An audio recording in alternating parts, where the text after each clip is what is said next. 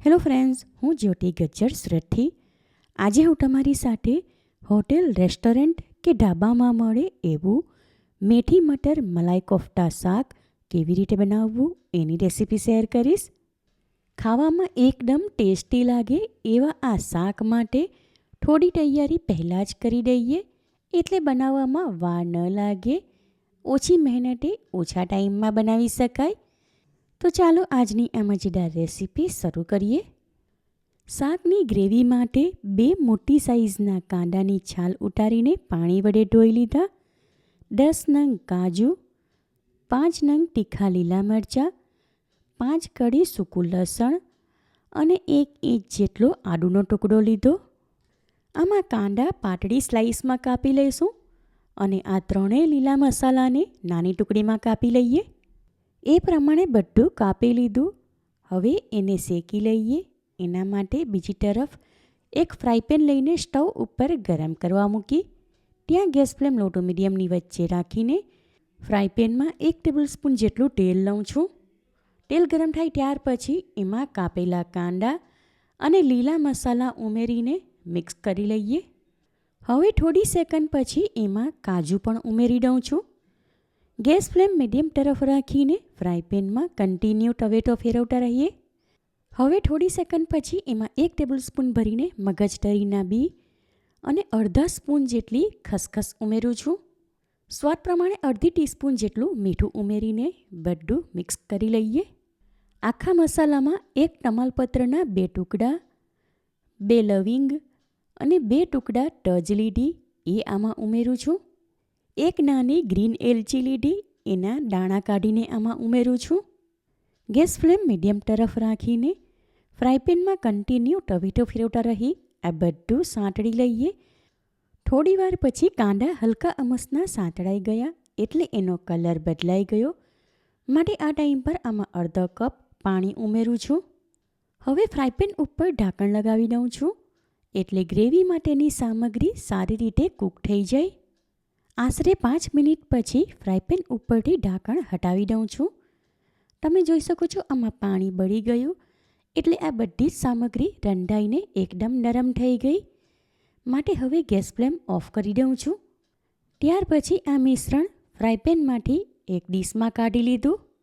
આમાંથી તમાલપત્રના ટુકડા કાઢી લઉં છું કારણ કે એનો ફ્લેવર આમાં સારી રીતે આવી ગયો. બાકીના આખા મસાલા, લવિંગ, તજ અને ઇલાયચીના દાણા એમાં જ રાખું છું. શાકમાં નાખવા માટે ઘરનું બનાવેલું પનીર લીધું જેનું વજન આશરે 140 ગ્રામ જેટલું છે. આમાંથી એક નાનો ટુકડો કાપી લઉં છું જે કોફ્તા બનાવવા માટે વાપરશું અને બાકીનો મોટો ટુકડો ખમણીને ગ્રેવીમાં નાખશું. કોફ્તાના ફિલિંગ માટે પનીરનો નાનો ટુકડો કાપી લીધો એ, અડધા સ્પૂન જેટલી કિસમિસ અને 1 ટેબલસ્પૂન જેટલા ઝીણા કાપેલા કાજુ લીધા, અડધી ટીસ્પૂન ઝીણું ચોપ કરેલું આદું અને 1 ટીસ્પૂન ઝીણા ચોપ કરેલા લીલા મરચાં લીધા એ આમાં ઉમેરું છું.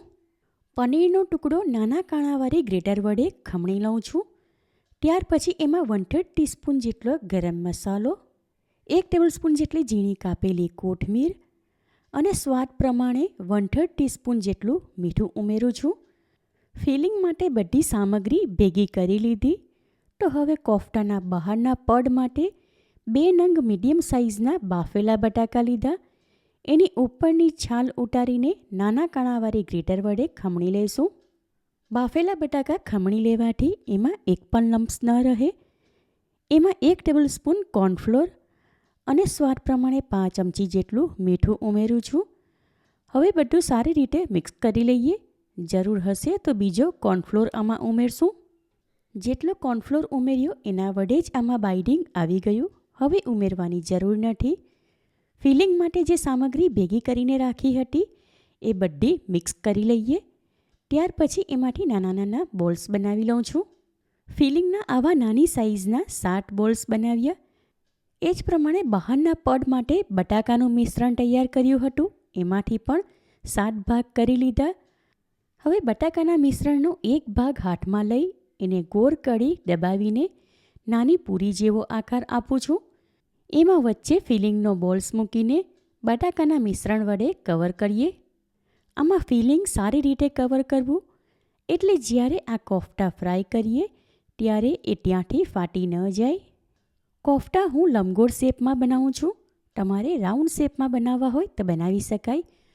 તૈયાર કરેલા કોફતા હમણાં આ વાસણમાં રાખું છું અને ત્યાર પછી આ જ પ્રમાણે બાકીના બનાવી લઈએ. કોફતા માટે બટાકા આગળના દિવસે જ બાફીને ફ્રીઝમાં મૂકી દીધા હતા, એટલે જ્યારે એને મેશ કરીએ ત્યારે એ ચીકણા ન લાગે.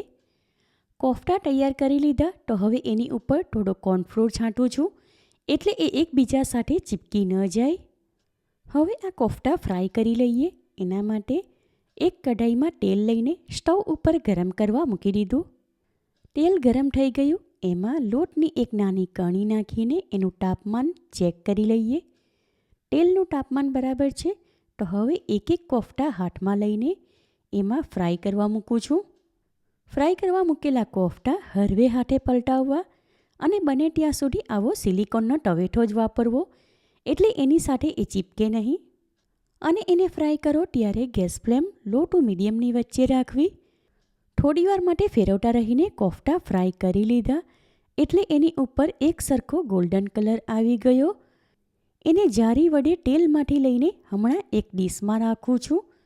ત્યાર પછી આ જ પ્રમાણે બાકીના કોફતા ફ્રાય કરી લઈએ. બાકીના કોફતા પણ ગોલ્ડન કલરના ફ્રાય કરી લીધા. એને પણ એ જ વાસણમાં રાખું છું. શાક માટે કોફતા તૈયાર છે અને આ કોફતા એટલા મસ્ત દેખાય છે જાણે આમને આમ ખાવાનું મન થઈ જાય. શાકની ગ્રેવી માટે આ બધી સામગ્રી શેકીને રાખી હતી. એને ગ્રાઇન્ડ કરવા માટે મીડિયમ સાઇઝના મિક્સર જારમાં લઉં છું. એમાં થોડું પા કપ જેટલું પાણી ઉમેરું છું. હવે જારનું ઢાંકણ બંધ કરીને આ બધું ગ્રાઇન્ડ કરી લઈએ. ગ્રેવી માટે વ્હાઈટ પેસ્ટ તૈયાર છે. એમાં એક મોટો ચમચો ભરીને દૂધ પરથી ઉતારેલી તાજી મલાઈ ઉમેરું છું. હવે જારનું ઢાંકણ બંધ કરી આ બધું થોડી સેકન્ડ માટે ગ્રાઇન્ડ કરી લઈએ. ગ્રેવી માટે પેસ્ટ તૈયાર છે. હમણાં એને સાઈડમાં રાખું છું. શાકમાં નાખવા માટે અડધો કપ વટાણા પહેલાં જ બાફી લીધા હતા. એને પાણીમાંથી નિતારીને ચાળણીમાં કાઢી લઈએ. અને અડધો કપ ફ્રેશ મેથીના પાન લીધા. એને ઝીણા કાપી લઈએ. તમારે આના બદલે ડ્રાય કસૂરી મેથી લેવી હોય તો 1 ટેબલ સ્પૂન જેટલી લેવી. શાકની ગ્રેવી તૈયાર કરવા માટે એક ફ્રાયપેન લઈને સ્ટવ ઉપર ગરમ કરવા મૂકી દીધી. ત્યાં ગેસ ફ્લેમ લો ટુ મીડિયમની વચ્ચે રાખીને ફ્રાયપેનમાં 2 ટેબલ સ્પૂન જેટલું તેલ અને એમાં અડધા સ્પૂન જેટલું દેશી ઘી ઉમેરું છું. ઘી પીગળે ત્યાર પછી એમાં અડધી ટીસ્પૂન જેટલું જીરું ઉમેરું છું. એને થોડી સેકન્ડ માટે સાંતળી લીધા બાદ ફ્રાયપેનમાં ઝીણા કાપેલા મેથીના પાન અને બાફેલા વટાણા ઉમેરું છું.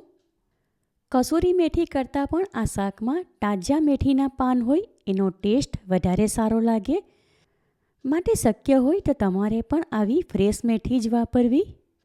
મેથીના પાન અને વટાણા કન્ટિન્યુ હલાવતા રહીને આશરે 1 થી 2 મિનિટ માટે સાંતળી લીધા. હવે મિક્સર જારમાં તૈયાર કરેલી પેસ્ટ એમાં ઉમેરું છું. બાકીનું પનીર મીડિયમ કાણાવાળી ગ્રેટર વડે ખમણી લીધું હતું એ આમાં ઉમેરું છું. ત્યાર પછી બધું સારી રીતે મિક્સ કરી લઈએ. હવે આમાં 1/3 ટીસ્પૂન જેટલી હળદર ઉમેરું છું.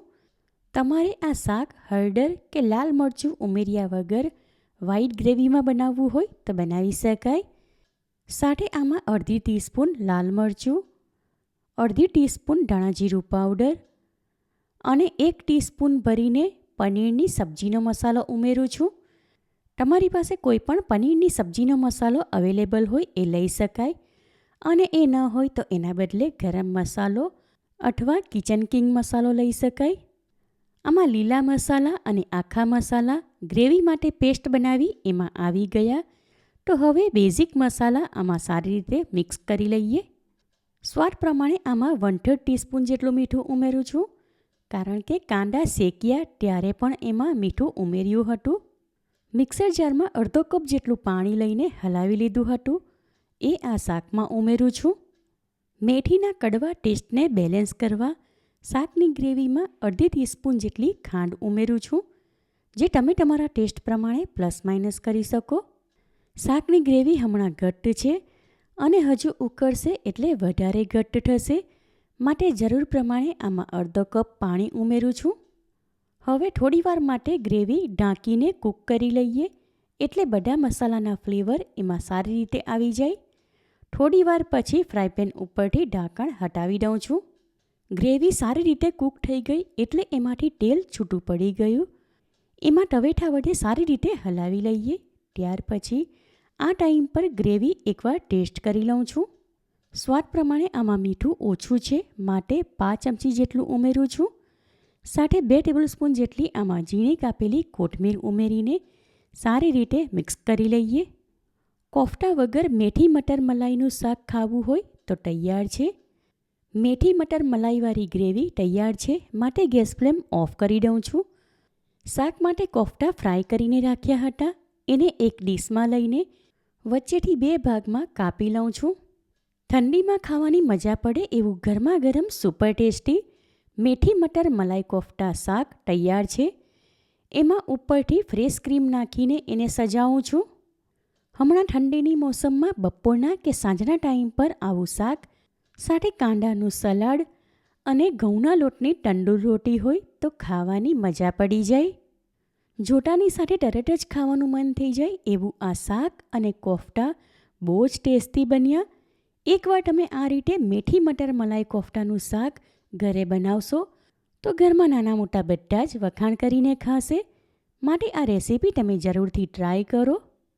તમે મારી રેસીપી કયા શહેરમાંથી જુઓ છો અને કેવી લાગી એ કમેન્ટ કરીને જણાવો. રેસીપી પસંદ આવી હોય તો વિડીયોને લાઇક કરીને વધારેમાં વધારે શેર કરો. ચેનલ પર નવા હો તો સબસ્ક્રાઈબ કરીને બાજુમાં આપેલા બેલ આઇકન પર ક્લિક કરો, એટલે આવનાર દરેક નવી રેસીપીઓની જાણકારી તમને મળતી રહે. ફરી મળીશું એક નવી રેસીપી સાથે. ઈટ હેલ્ધી એન્ડ સ્ટે હેલ્ધી.